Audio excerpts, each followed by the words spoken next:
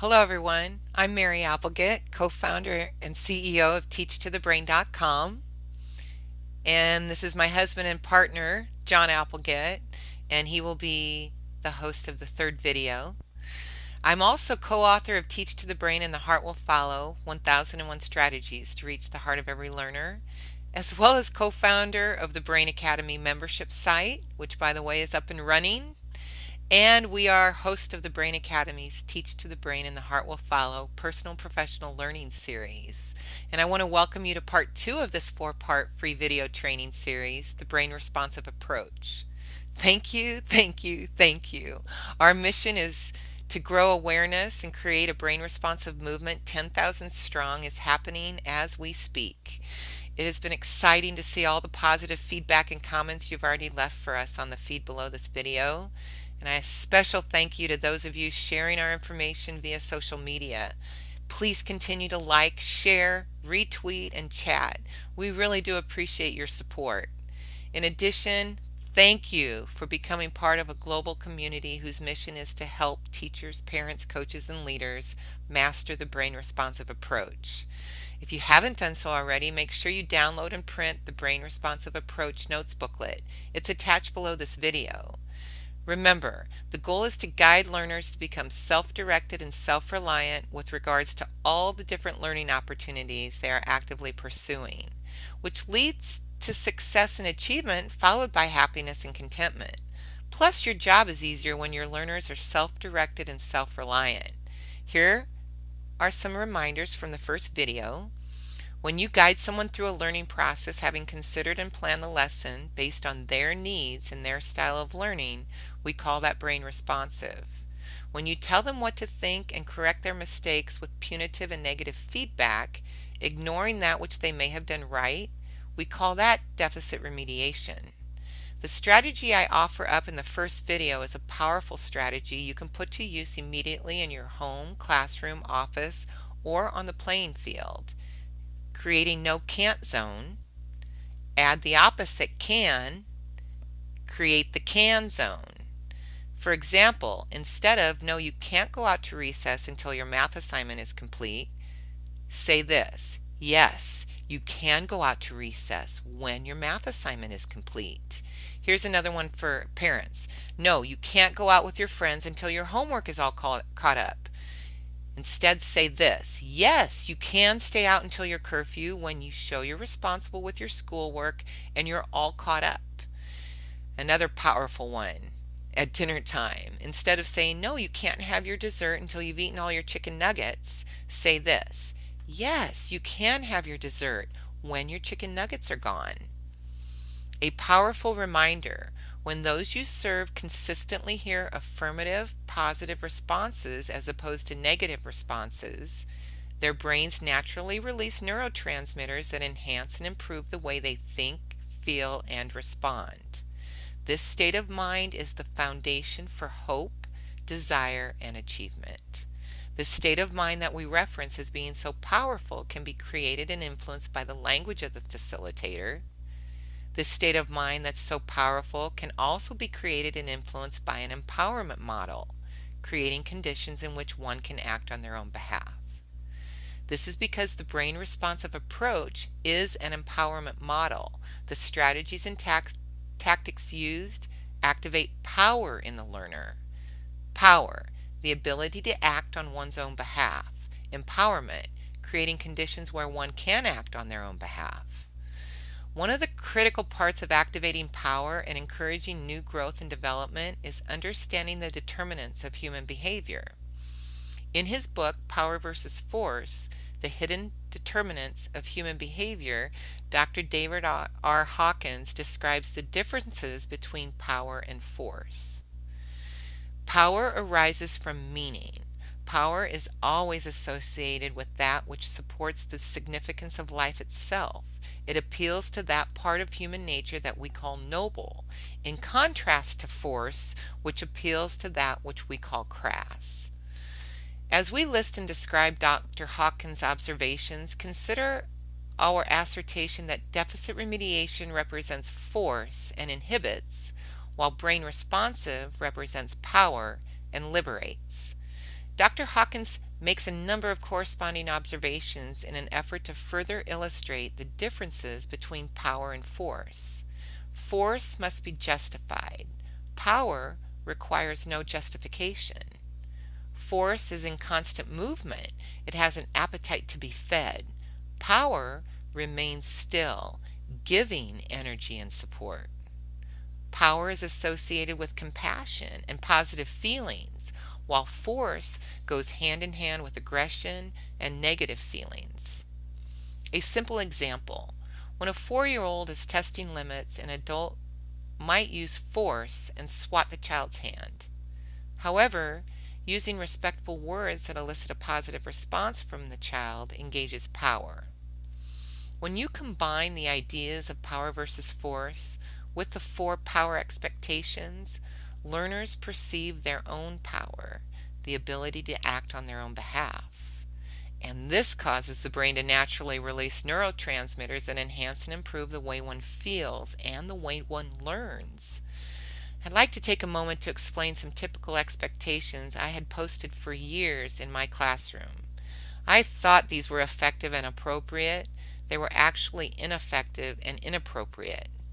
These classroom expectations fit under a control framework, not an empowerment framework.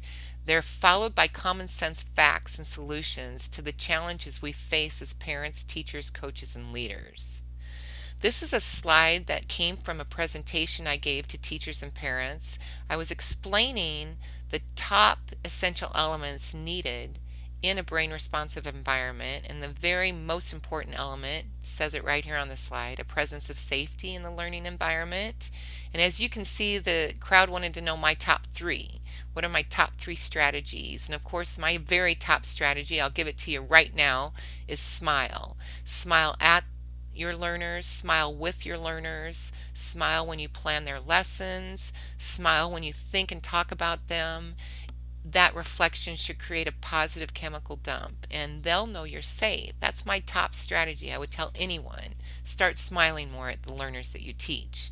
However, one of the other top 3 strategies I listed in this presentation was to have clear learning community expectations.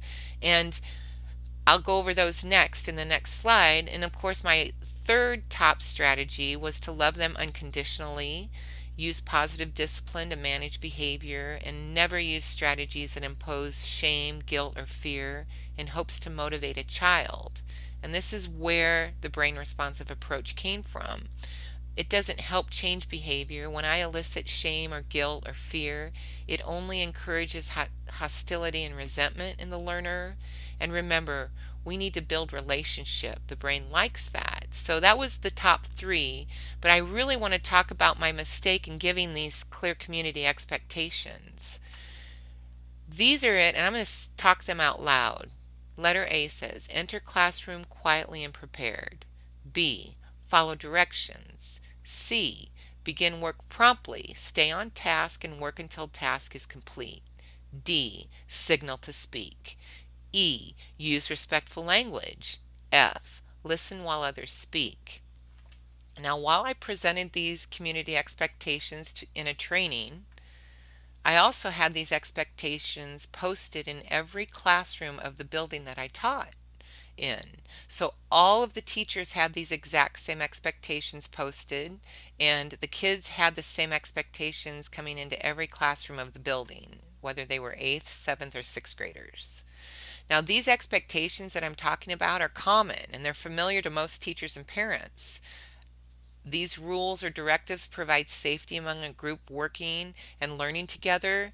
They are intended to keep control. However, these expectations imply and hint something negative.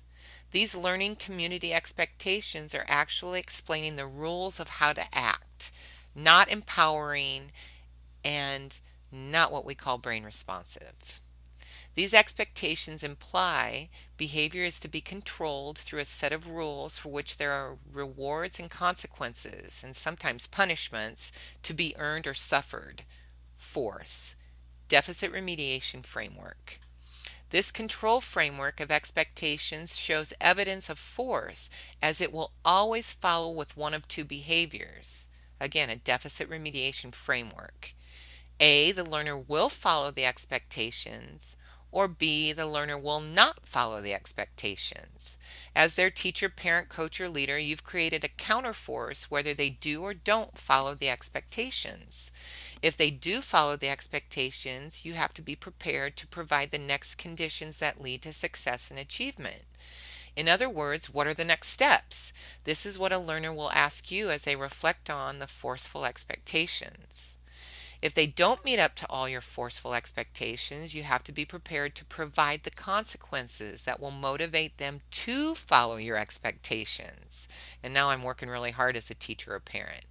Many of you can relate as you've had to help manage and inspire someone who doesn't meet your forceful expectations, pointing out what they didn't do. Deficit remediation framework. Fact: people control their own behavior based on their own perceptions and sense of identity. Here's fact: when learners don't meet up to your expectations, or as some would say, act out, they are rarely thinking clearly about the consequences of their actions. Myth: people need to know the punishments and consequences for breaking rules before they follow them. Fact: most people are naturally inclined to follow rules that are reasonable and effective. Myth: listing rules and consequences helps learners understand what is expected and makes it clear that they will have consequences if rules are broken. Deficit remediation framework. Fact: listing expectations that activate power in the learners creates a sense of how to act as opposed to a specific description of how not to act. Myth: pointing out mistakes and imperfections is the most effective way to correct a student or an athlete. Deficit remediation. Fact: focusing on that which was done correctly and asking the learner to self-evaluate will cover the same basis without any negative feelings being produced by the mentor or coach. Empowerment. If you saw the first video in this series, you know that the challenge we face is the way that deficit remediation has dominated our culture's approach to the learning scenario. Remember, deficit remediation describes the practice of evaluating learners and their performance predominantly by pointing out mistakes and errors that need to be fixed or practiced. Current research suggests that the brain does not respond to deficit remediation effectively due to the negative impact of the neurotransmitters that the brain and body release when negative feedback is perceived and received. Consider the brain responsive example of a swim coach who sees a swimmer whose left arm is dragging too low on almost every stroke. As opposed to saying, "Olivia, your left arm is dragging, get that elbow up," and expecting that to be enough to correct the left arm, a brain responsive approach asks the learner to process and reflect. "Olivia, how'd you feel about your technique on that last 50 yards? And then wait. Another question. "Do you remember how your left arm felt?" And wait. Let them answer.